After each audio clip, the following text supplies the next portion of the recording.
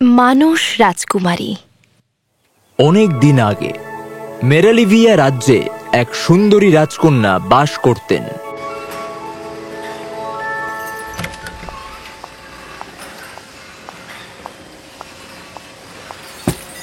রাজকন্যা, আপনাকে নিজেকে কষ্ট দিতে হবে না।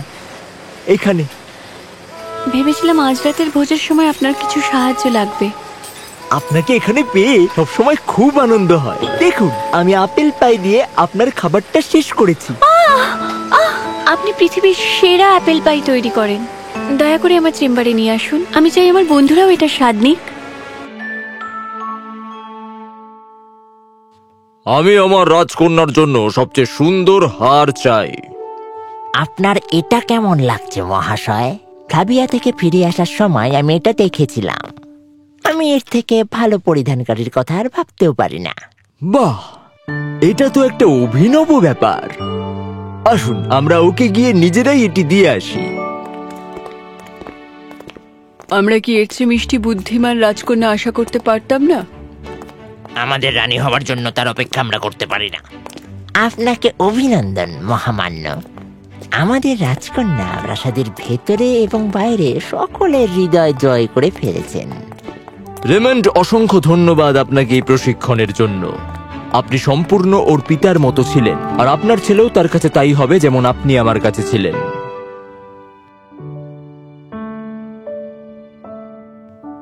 আমি তোমাকে বলতে চাই রাজকুমারী, নেভাদার যুবরাজের কোনো সম্ভাবনাই নেই।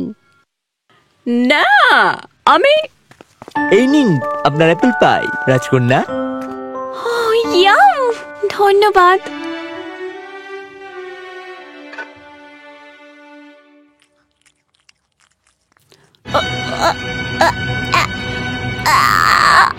প্রিন্সেস রাজকুমারী, কি হয়? রাজকুমারী এক গভীর অন্ধকারে পড়ে গেলেন। কোনো ডাক্তার তাকে পুনরুজ্জীবিত করতে পারেননি, এবং সেখানে সে তার চেম্বারে প্রায় প্রাণহীন বিবর্ণ অবস্থায় পড়েছিলেন মাসের পর মাস ধরে। মাঝে মাঝে মনে হতো সে যেন প্রচন্ড ব্যথায় কষ্ট পাচ্ছেন এবং কিছু বলবার চেষ্টা করছেন, কিন্তু তিনি কখনো চোখ খোলেননি। একদিন ও এখন জীবন মৃত্যুর মাঝখানে ঘুরে বেড়াচ্ছে। ওর আত্মাকে আমাদের পবিত্রভাবে সংরক্ষণ করে রাখতে হবে। হয়তো এভাবেই ও আমাদের কাছে ফিরে আসবে। তাই রাজা রাজকন্যার জন্য রূপো আর কাঠ দিয়ে একটা বাক্স বানালো, এবং প্রতি রাতে একজন সৈনিক তা পাহারা দিত। কিন্তু সে রাজপ্রাসাদকে ভুতুড়ে করে দিয়েছে। রাতের পর রাত দক্ষিণে এসে রাজকন্যার পাশে চিৎকার করে চলে যায়, ঠিক ততদিন পর্যন্ত।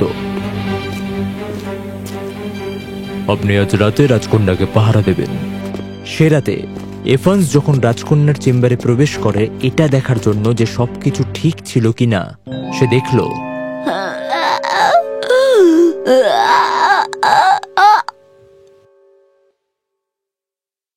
রাজকন্যা মহামান্য। অন্যান্য সৈন্যদের মতো এভান্স সেখান থেকে পালিয়ে যায়নি। সে দাঁড়িয়েই ছিল এবং রাজকন্যার কণ্ঠে কষ্টের শব্দ শুনতে পাচ্ছিল। কি ব্যাপার বলো তো এভান্স?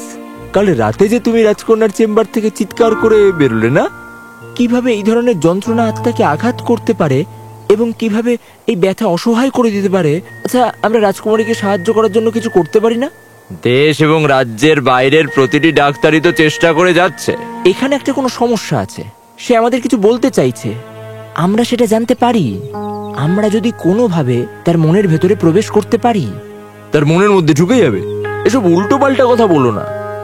আমার দাদু একবার আমাকে একজন মহান জাদুকর সম্পর্কে বলেন, যিনি মানুষের মনের কথা পড়তে পারেন আর বুঝতে পারেন। তাহলে আমরা কেন এখানে তাকে নিয়ে আসছি না? কিংবদন্তি অনুসারে তিনি তখনই মানুষের মন পড়তে পারবেন যখন তিনি এত বেশি লোভ, স্বার্থপরতা, অন্ধকার দেখতে পান এবং তিনি কোনো জঙ্গলের গভীরে চলে যান। তারপর তার সব রহস্যময়তা ত্যাগ করেন। কেউ জানে না তিনি কোথায়। আপনার দাদু কি একজন পর্যটক? না, তাহলে সম্ভবত এই জাদুকর আমাদের রাজ্যের কাছাকাছি থাকতেন। এবং তিনি দূরে কোথাও থাকতেন না। একমাত্র এভাবেই তোমার ঠাকুরদা এই বিষয়টা জানতে পারবে। আমি তো এটাই জানি না এই বিষয়টা সত্যি কিনা, আর কতটাই বা পুরনো। এই জন্যই আমাদের খুঁজে বের করতে হবে, আর আমি সেটা খুঁজে বার করতে যাব। তুমি জানো, আমি তোমার সঙ্গে যাব। আমিও তাই করব। আমরা কোথা থেকে শুরু করব? বনের গভীরে একটি অংশ রয়েছে যা আমি জানি এতদিনে ওখানে কেউ যায়নি। কেন? তারা বলে যে বনের সেই অংশটিতে বিশাল মারাত্মক সাপ আর বিষাক্ত পোকামাকড়ে ভরা। এটা একটা ভালো বিষয়। আমি খুব ভালো গাছে চড়তে পারি এবং আমরা সৈন্যরা লোহার বর্ম এবং গন্টলেট পরতে পারি। চলো বন্ধুরা।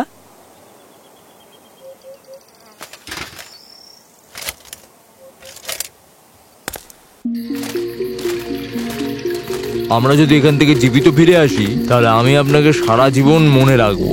আপনাদের দুজনের সাথে আর কখনো বন্ধুত্ব রাখবো না।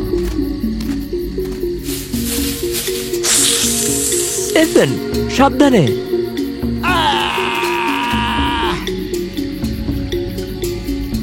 আমাদের ওই পাহাড়টায় ওঠা উচিত। আপনাকে স্বাগত।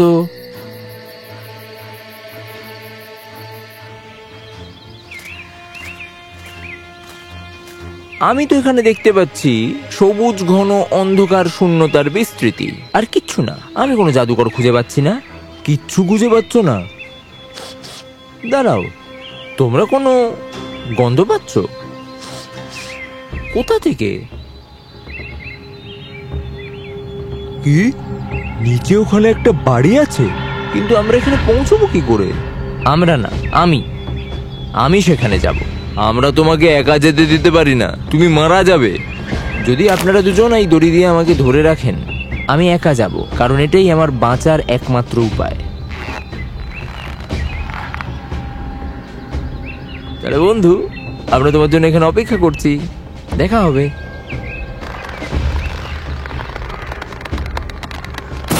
কে কে আপনি?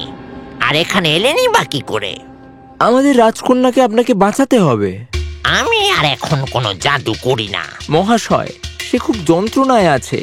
থামো। আপনার পৃথিবী স্বার্থপরতা এবং নিষ্ঠুরতায় পূর্ণ। আমি আর সেখানে ফিরে যেতে চাই না। একজন অসহায়কে সাহায্য না করতে চাওয়াটা কি স্বার্থপরতা নয়? আপনার এত সাহস!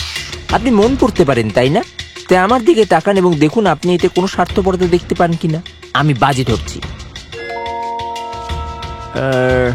আমি আপনাকে বলে রাখছি, আমি আমার ভাইয়ের একবার কুকিজ চুরি করেছিলাম, এটুকুই। আর আর হ্যাঁ, আমি একবার আমার হোমওয়ার্ক শেষ করেনি মিথ্যে বলেছিলাম যখন আমি ক্লাস 10-এ পড়ি। আর আর আর আপনি কি দয়া করে একটু চুপ থাকবেন? ঠিক আছে, আমি তো শুধু আমার খারাপ দিকগুলো। আপনি কি দেখছেন? আমি দেখতে পাচ্ছি অসহায়তা। আপনার ভাইয়ের কুকি চুরি করে আপনি ক্ষুধার্ত কুকুরকে খাইয়েছেন, আর আপনি বাড়ির কাজ শেষ করতে পারেননি কারণ আপনি সারা রাত একটি অসুস্থ ঘোড়ার সেবা করেছেন। তাহলে আপনি মন পড়তে পারেন? আপনি বলতে চাইছেন আপনি এত দূর থেকে এখানে এসেছেন, সাপ এবং ঘাতক পোকামাকড়দের সাথে লড়েছেন, তাও এটা নিশ্চিত না করে যে আমি সঠিক মানুষ?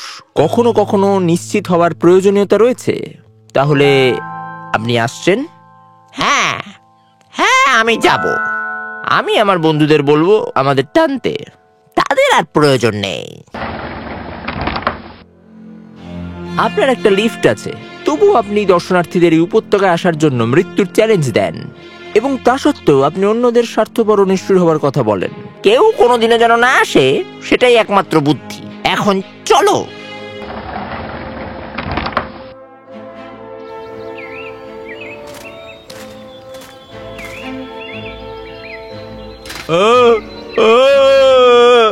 দেখো, তুমি একজন সাহসী সৈনিক। এখানকার সমস্ত সাপের ওপর আপনার ক্ষমতা আছে।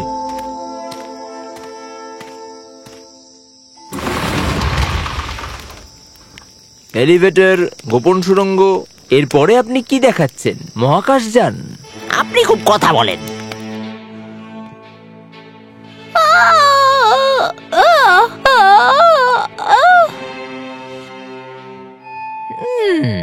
কি? সে কি বলছে? রাজকন্যা পিশাচিনী হয়ে গেছে, তার জীবন মৃত্যুর মধ্যে ঝুলে থাকছে, তার আত্মা একটা কালো স্ফটিক বলের মধ্যে আটকে পড়েছে। কে এটা আমার মেয়ের সঙ্গে করেছে? তাহলে ঠিক হবে কিভাবে? কালো স্ফটিকটি ভেঙে ফেললেই তাকে সুস্থ করে তোলা যাবে। কিভাবে? আর কোথায় সেই স্ফটিক? সে জানে না, আমি বলতে পারবো না, কারণ সেও এটা জানে না। মহামান্য, আমি আপনার সাথে একটু আলাদাভাবে কথা বলতে পারি? মহামান্য, একমাত্র সেই রাজকন্যার কাছে যেতে পারে যে কিনা এই প্রাসাদের ব্যক্তি। তাহলে কি মনে হয় আমাদের এ নিয়ে তদন্ত করা উচিত? মহামান্য, তাকে এখানে সবার মনের মধ্যে ঢুকতে দিন। প্রাসাদের মানুষের সংখ্যা এত বেশি যে এতে কয়েকদিন সময় লাগতে পারে। আমার কাছে একটা বুদ্ধি আছে। এফেন্স, আপনি তাহলে সেই অপরাধীকে চেনেন যে আমার মেয়ের এই অবস্থা করেছে? হ্যাঁ মহামান্য, এবং প্রমাণ সহ। এই হলেন তিনি। তোমার এত সাহস? হ্যাঁ মহারাজ। তুমি আমার সাথে এটা করলে কি করে? তুমি তো ওকে নিজের মেয়ের মতো ভালোবাসতে। আপনি কি করে একটা সামান্য সৈনিকের কথা বিশ্বাস করছেন? হয়তো এটা আপনাকে নাটকটা শেষ করাতে বাধ্য করবে। কেন? আপনি কি আশা করেন যে আমি তাকে নিজের মেয়ের মতো ভালোবাসবো? আপনি কি আমার ছেলেকে আপনার ছেলের মতো ভালোবেসেছেন? যদিও আমার ছেলের সাথে তার পড়াশোনা ও প্রশিক্ষণ হয়েছে এবং অনেক সময় তো ওকে ছাড়িয়েও গেছে, তাই আমি তাকে এই পথ থেকে সরিয়ে দেওয়ার সিদ্ধান্ত নিয়েছি। আমি তার আত্মাকে একটা স্ফটিকের হাড়ের মধ্যে আটকে দিয়েছি যা আমার কাছে ছিল, আর তাকে বন্দি করে রেখেছি এই স্ফটিক বলের মধ্যে। আমি তোমায় বিশ্বাস করতাম। না, আপনি তা করেননি। আপনি আমাকে কোনোদিনও কখনো গোপন আলোচনার অংশ হতে দেননি। আমি আপনাকে বিশ্বাস করিনি বলে তা নয়। একজন রাজা হিসেবে এটা আমার দায়িত্ব যে আমার সাথে যে একা কথা বলতে চায় তার ইচ্ছেটাকে আমার সম্মান করা। রেমন্ড, আমি ভেবেছিলাম আপনি সেটা বুঝবেন। এফেন্স, স্ফটিক ভেঙে ফেলুন।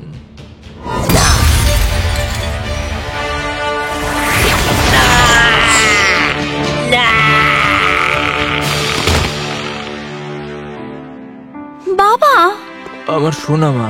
ও ও আমার সোনা মা। বাবা, তুমি কি করে বুঝলে যে এটা রেমন্ডি করেছিল? আমার মাথায় একটা বুদ্ধি এসেছে। কি হয়েছে? জাদুকর তো দেখছি সবার মন পড়তে যাচ্ছে। তিনি রাজকন্যার আত্মাকে খুঁজে বের করবার জন্য একটা পরীক্ষা করছেন। তিনি ততক্ষণ স্ফটিকটা নিয়ন্ত্রণ করতে পারবেন যতক্ষণ ধরে এটা বনের এবং এই রাজ্যের সীমার মধ্যে থাকবে। আমি আমার কমরেডদের সমস্ত সীমান্তে গোপনে রেখে দিয়েছিলাম সন্দেহজনক কোনো কিছু দেখবার জন্য, আর তারপর আমরা গোপনে এটি তদন্ত করব। আর এভাবেই আমরা মহামান্য উপদেষ্টাকে খুঁজে পাই। তুমি আমার প্রাণ বাঁচিয়েছো। এবং আমারও। যাই হোক, আপনাকে ধন্যবাদ। যতক্ষণ আমি আপনার বিশেষ সুড়ঙ্গ এবং লিফট ব্যবহার করতে পারবো ততক্ষণ আমি আপনার ঋণ পরিশোধের বিষয়টি দেখব।